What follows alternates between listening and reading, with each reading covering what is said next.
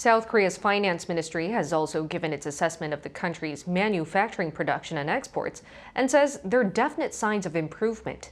But high inflation and spending still remain a concern. Our economics correspondent Lee Soo-jin has more.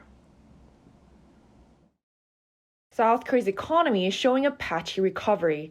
That's according to the latest Economic Green Book, a monthly economic assessment report released Friday by the finance ministry.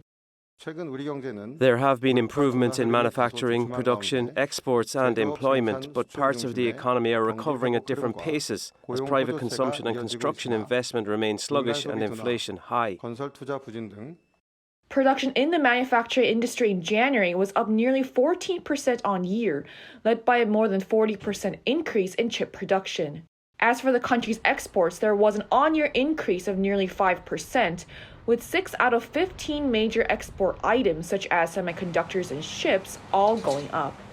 And employment figures in February also remained solid, with the employment rate for those aged 50 and above standing at 61.6%, up half a percentage point compared to the previous year.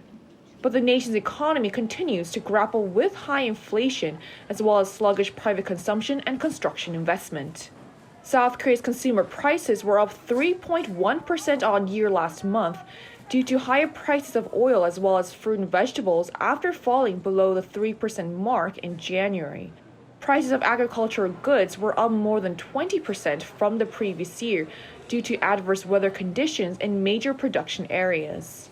And unstable international oil prices meant domestic oil prices were also up. Amid the continued high inflation, retail sales, a key gauge of private spending in January, rose slightly, up 0.8% from the previous month, but dropped more than 3% on year. And investment in construction in the first month of the year dropped 5.6% compared to a month earlier. The ministry said uncertainties remain due to geopolitical risks like the ongoing war in Ukraine and the regional conflicts in the Middle East.